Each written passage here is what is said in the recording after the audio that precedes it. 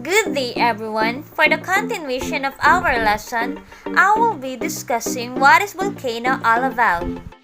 In this lesson, you should be able to explain what is volcanism all about and understand the different types of fault.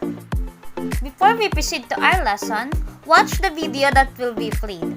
This video is all about the volcano, one of the active volcanoes here in the Philippines. On July 1st, 2021, the first eruption at the tall volcano in 18 months began. Over the span of 5 minutes at 3:16 p.m. local time, a volcanic explosion occurred which ejected bombs of lava and particles of ash. As you can see in this video, the explosion generated a series of pyroclastic flows which traveled about a kilometer within the main crater lake of this volcano. However, given recent long-term seismic activity and unusually high emissions of sulfur dioxide from this volcano, a larger eruption is almost certain. As a result, tens of thousands of people have been ordered to evacuate. Although a large evacuation radius has not yet been ordered, residents up to 16 kilometers away need to be prepared to evacuate. The graphics being shown on screen display the areas at risk for volcanic bombs, volcanic tsunamis, and pyroclastic flows from this highly dangerous volcano. Before I state what I expect to occur in the next few weeks, let me summarize what has happened so far since its last eruption in January of 2020. The tall volcano can be found on the island of Luzon in the central western Philippines. Specifically, it is 66 kilometers south of Manila. At first glance, it may appear as though the tall volcano is just the island in the middle of the large lake. However, looks can be deceiving. The volcano actually encompasses the entire lake, as the lake is the result of several supermassive eruptions. 4 ancient caldera collapses created the lake, each of which was several times larger than the 1991 eruption of Mount Pinatubo. The last of these large eruptions occurred in 3580 BC. Thus, the lake represents the volcanic equivalent of a sinkhole. Since eruptions from this volcano began to be recorded in 1572, 36 different eruptions have occurred. All of these eruptions have originated from the island in the center of the crater lake, although at varying vents on the island. If you look closely, you can see ring-shaped features called tuff rings, which are the result of highly explosive eruptions. As an example, the site of the 2020 eruption and the eruption earlier today was the main crater lake.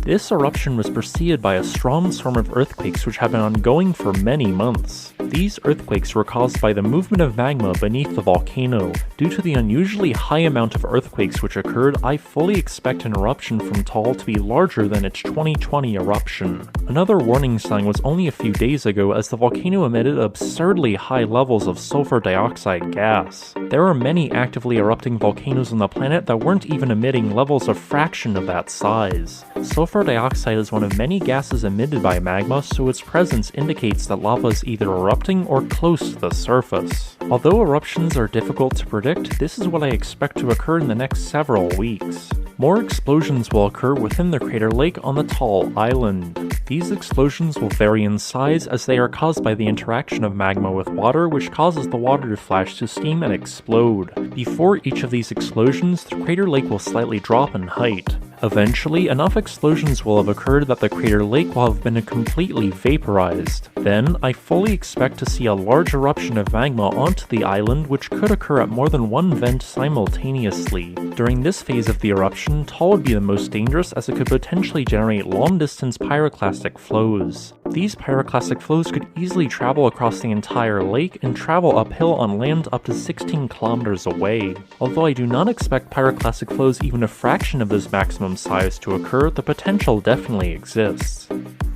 Since you already watched the video, let's proceed to our lesson, which is volcano. What is volcano?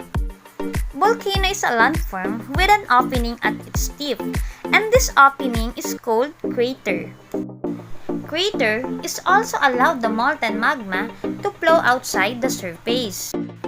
What is volcanism? Volcanism is the process within magma escape from Earth's interior to form cool and hard rocks. When magma flows on the surface of the Earth, it is called extrusive volcanism. And the entropic lava flows does not reach the surface, it is called intrusive volcanism. As time goes by, lava cools and hardens, and then it becomes a rock, and this rock is called igneous rock. and the magma's ability to flow is called viscosity. Orogeny is a process of mountain building, while mountain range is a series of a mountain chain. We have 4 types of fault. The first one is deep slip fault, the second one is normal fault, the third one is reverse fault, and the last one is strike slip fault. That's all for today. Thank you and God bless.